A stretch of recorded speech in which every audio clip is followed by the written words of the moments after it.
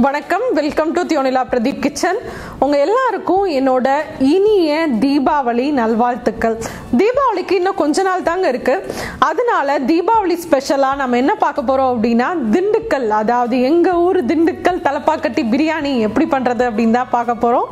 இந்த பிரியாணில நம்ம ஒரு சீக்ரெட்டான மசாலா சேர்க்க போறோம். இந்த சீக்ரெட் மசாலா எப்படி செய்யறது அப்படின்றத என்னோட பிகினர்ஸ் சேனல், அதாவது தியோனிலா பிரதீப் சேனல் இருக்கு இல்லையா, அந்த சேனல்ல நான் ஒரு வீடியோ போட்டிருக்கேன். அந்த மசாலாவை பயன்படுத்தி தான் இந்த பிரியாணி நம்ம செய்ய போறோம். அதோட லிங்க் வந்து கீழே இருக்க டிஸ்கிரிப்ஷன் பாக்ஸ்லையும் கமெண்ட் பாக்ஸ்லையும் கொடுத்துருக்கேன், கண்டிப்பா பார்த்துக்கோங்க. இப்ப பிரியாணி பண்ண ஸ்டார்ட் பண்ணிடலாம். பிரியாணிக்கு தேவையான அளவுகள்லாம் என்னன்னு பார்த்துருங்க. இப்போ நம்ம மட்டன் பிரியாணி பண்ண போறனால நான் வந்து 2 கப் அளவு சீரக சம்பா அரிசிக்கு 450 கிராம் அளவு மட்டன் பீசஸ் எடுத்திருக்கேன். எலும்போட இருக்க துண்டுகளாகவே எடுத்துக்கோங்க, அப்போதான் வந்து டேஸ்ட் ரொம்ப நல்லா இருக்கும். அதே மாதிரி எப்பயுமே அரிசியும் மட்டனும் வந்து ஒன்று ஈக்குவலான அளவில் இருக்கணும். அப்படி இல்லைன்னா மட்டன் தான் வந்து அதிகமாக இருக்கணும். அரிசி அதிகமாக மட்டன் கம்மியாக இருந்துச்சுன்னா டேஸ்ட் நல்லா இருக்காது.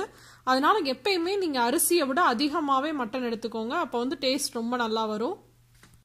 இப்போ 450 கிராம் மட்டனை குக்கரில் சேர்த்துட்டு மட்டன் மூழ்கிற அளவுக்கு மட்டும் தண்ணி சேர்த்துக்கோங்க.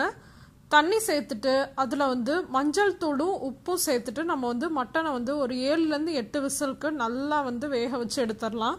மட்டன் வந்து நல்லா சாஃப்டாக வேகணும், அப்போ தான் வந்து பிரியாணிக்கு நல்லா இருக்கும் டேஸ்ட்டு. ஆக்சுவலாக பார்த்தோன்னா திண்டுக்கல் பிரியாணிக்கு வந்து மஞ்சள் தூள் வந்து சேர்க்கவே கூடாது, ஏன்னா வந்து அதோட கலர் வந்து டார்க்காக தான் இருக்கணும். நான் வந்து இங்கே எங்களுக்கு வந்து ஃப்ரோசன் மீட் தான் கிடைக்கும், அதனால் ஃப்ரிட்ஜில் வச்சு யூஸ் பண்ணுறனால மஞ்சள் தூள் சேர்த்துருக்கேன். நீங்கள் நம்ம ஊரில் இருக்கீங்க, ஃப்ரெஷ்ஷான மட்டன் அப்படின்னா நீங்கள் மஞ்சள் தூள் சேர்க்காமல் செய்யுங்க, அப்போ தான் வந்து ஒரிஜினல் கலர் வரும். அடுத்து வந்து வெங்காயத்தை வந்து நம்ம மிக்சியில் அரைச்சி எடுத்துக்கலாம். வெங்காயம் வந்து சின்ன வெங்காயம் தாங்க பயன்படுத்தணும், அப்போ தான் டேஸ்ட் நல்லாயிருக்கும். ஒரு 10லேருந்து 15 சின்ன வெங்காயம் நீங்கள் சேர்த்துக்கலாம். அப்படி உங்களுக்கு சின்ன வெங்காயம் கிடைக்கல அப்படின்னா ஒரு பெரிய வெங்காயத்தை நல்லா வந்து நீல வாக்கில் நறுக்கி சேர்த்துக்கலாம். பெரிய வெங்காயத்தை அரைச்சி சேர்க்காதீங்க, ஏன்னா ரொம்ப இனிக்கிற மாதிரி ஆயிரும். இப்போ இதை வந்து தண்ணி எதுவும் சேர்க்காம மிக்சியில் அரைச்சி எடுத்துட்டு நம்ம வெங்காய விழுது வந்து ரெடி ஆயிடுச்சு. இப்போ பிரியாணி செய்ய ஸ்டார்ட் பண்ணிடலாம். இப்போ பிரியாணி பண்ணுறதுக்கு ஒரு ப்ரெஷர் குக்கரில் 1/2 கப் அளவு வெண்ணெய் சேர்த்துக்கிறேன்.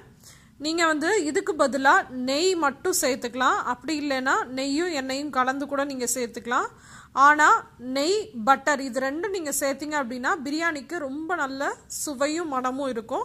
அதனால தான் நான் எப்பயுமே பிரியாணி செய்கிறப்ப வெறும் பட்டர் மட்டும்தான் சேர்த்துக்குவேன்.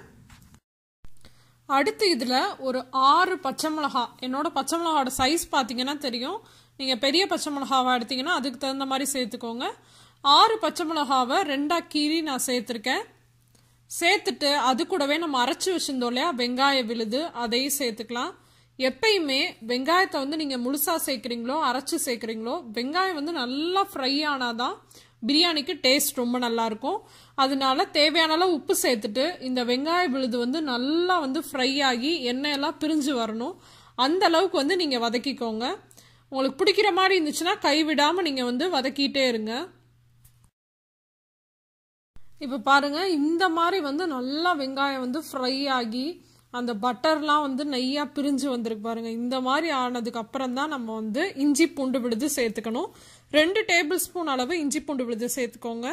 அது கூடவே நம்ம சீக்ரெட்டான பிரியாணி மசாலா சேர்க்க போகிறோம். இந்த சீக்ரெட் மசாலாவோட லிங்க் டிஸ்கிரிப்ஷன்லையும் ஃபர்ஸ்ட் கமெண்ட்லையும் இருக்குது. உங்களுக்கு எப்படி பார்க்கணும்னு தெரிலனா கீழே கமெண்ட்டில் சொல்லுங்கள், நான் வந்து உங்களுக்கு லிங்க் அனுப்புகிறேன். அந்த மசாலாலேருந்து 1 டேபிள் ஸ்பூன் ப்ளஸ் 1 டீஸ்பூனும் சேர்த்துக்கோங்க. இந்த மசாலாவை முடிஞ்ச அளவுக்கு வந்து நீங்கள் ஃப்ரெஷ்ஷாக அரைச்சி பயன்படுத்துங்க. இதிலேருந்து மீதி வரதை கூட நீங்கள் ஸ்டோர் பண்ணிவிட்டு குருமா இதுக்கெலாம் யூஸ் பண்ணிக்கலாம். அதனால எப்பயுமே பிரியாணி செய்கிறதுக்கு முன்னாடி வந்து இந்த மசாலாவை ஃப்ரெஷ்ஷாக ப்ரிப்பேர் பண்ணி பிரியாணியில் போடுங்க, அப்போ தான் வந்து டேஸ்ட்டும் அதோட வாசனையும் ரொம்ப நல்லாயிருக்கும். இப்போ இஞ்சி பூண்டு பேஸ்ட்டோட பச்சை வாசனை போகிற அளவுக்கு அதை வதக்கிக்கோங்க. ஒவ்வொரு இன்க்ரீடியன்ட்ஸையுமே வதக்குறப்ப நல்லா நேரம் கொடுத்து வதக்குங்க, அப்போ தான் வந்து பிரியாணிக்கு டேஸ்ட் ரொம்ப நல்லா வரும். இப்போ இந்த மாதிரி இஞ்சி பூண்டு விழுது வதங்கினதுக்கு அப்புறமா நம்ம தக்காளி சேர்க்கலாம். ஒரே ஒரு பெரிய தக்காளியாக சேர்த்துக்கோங்க. சேர்த்துட்டு தக்காளி நல்லா மசிஞ்சு வர வரைக்கும் அதை வதக்கிக்கலாம். தக்காளி நல்லா வதங்கினதுக்கு அப்புறமா அதில் வந்து நம்ம மிளகாய்த்தூளும் மல்லித்தூளும் சேர்க்கலாம். மிளகாய்த்தூள் வந்து ஒரு 3/4 டேபிள் ஸ்பூன்லேருந்து 1 டேபிள் ஸ்பூன் அளவு மட்டும் சேர்த்துக்கோங்க. ரொம்ப அதிகமாக சேர்க்க தேவையில்ல, ஏன்னா ஏற்கனவே வந்து நம்ம பச்சை மிளகா நிறையா சேர்த்துருக்கோம். அடுத்து மல்லித்தூள் வந்து ஒரு 1/2 டேபிள் ஸ்பூன் சேர்த்துக்கோங்க. மல்லித்தூள் வந்து ஏற்கனவே நம்ம அந்த மசாலா அரைக்கிறோம் இல்லையா, பிரியாணி மசாலா, அதுலேயும் சேர்த்து அரைச்சிருக்கோம். அதனால 1/2 டேபிள் ஸ்பூனே போதும். இந்த மாதிரி நல்லா எண்ணெய் பிரிஞ்சு வந்ததுக்கு அப்புறமா இதில் வந்து ஒரு 1/2 கப் அளவு மல்லி இலையும் ஒரு 1/2 கப் அளவு புதினா இலையும் சேர்த்துக்கோங்க. சேர்த்துட்டு அதை ஒரு நிமிஷத்துக்கு வதக்கிக்கோங்க. வதக்கினதுக்கு அப்புறமா அதில் வந்து நம்ம வந்து மட்டன் பீசஸை சேர்த்துக்கலாம். நம்ம மட்டன் வேக வச்ச தண்ணியில் ஒரு 1/2 கப் மட்டும் இப்போ சேர்த்துக்கோங்க. சேர்த்துட்டு அது கூடவே வந்து ஒரு 1/4 கப் அளவு தயிர் சேர்த்துக்கோங்க. இப்போ மட்டன் வந்து மசாலாவோட சேர்ந்து ஒரு 2 நிமிஷத்துக்கு மட்டும் வேகட்டும். மட்டனில் இந்த மாதிரி தண்ணியெல்லாம் நல்லா வற்றினதுக்கு அப்புறமா இதில் வந்து நம்ம தண்ணி சேர்த்துடலாம். மட்டன் வேக வச்ச தண்ணி இருக்குல்ல, அதையும் வந்து சேர்த்துக்கோங்க. அப்போ தான் வந்து பிரியாணிக்கு நல்ல டேஸ்ட்டை கொடுக்கும். நான் வந்து எனக்கு மட்டன் வேக வச்ச தண்ணி வந்து ஒரு 1/2 கப் இருந்துச்சு. மீதி கப்புக்கு வந்து நான் சாதாரண தண்ணி ஊற்றி எடுத்து வச்சுருக்கேன். 4 கப் அளவு தண்ணி வந்து 2 கப் பிரியாணி அரிசிக்கு கரெக்டாக இருக்கும். இப்போ தண்ணி நல்லா கொதிச்சிருச்சு. இப்போ நம்ம இதில் 2 கப் அளவு சீரக சம்பா அரிசியை கழுவி சேர்த்துக்கலாம். இதை வந்து ஊற வைக்கணுன்ற அவசியம் இல்லை. நான் வந்து இந்த வெங்காயம் தக்காளி எல்லாம் வதக்கிட்டு இருந்தேன் இல்லையா, அப்போ வந்து அரிசியை கழுவி மட்டும் வச்சேன். அந்த தண்ணியிலே வந்து அது நல்லா கொஞ்சம் ஊறிக்கிறோம். ரொம்ப தண்ணி ஊற்றி ஊற வைக்கணும் அப்படின்ற அவசியம் கிடையாது. அரிசியை சேர்த்ததுக்கு அப்புறமா அதை டேஸ்ட் பண்ணி பாருங்க.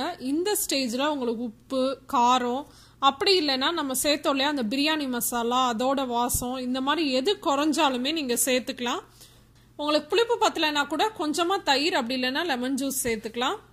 அடுத்து இதில் வந்து 1 டேபிள் ஸ்பூன் வெல்லம் அப்படி இல்லைன்னா சீனி சேர்த்துக்கோங்க. இது எதுக்காக சேர்க்குறோம் அப்படின்னா இது உப்பு புளிப்பு காரம் எல்லாத்தையுமே நல்லா பேலன்ஸ் பண்ணும், அதுக்காக சேர்த்துக்கிறோம். சேர்த்துட்டு குக்கரை மூடி வச்சுட்டு ஆவி மேலே வந்ததுக்கு அப்புறமா விசில் போட்டு 10 நிமிஷம் சிம்மில் வச்சு நம்ம இதை வந்து வேக வச்சிடலாம்.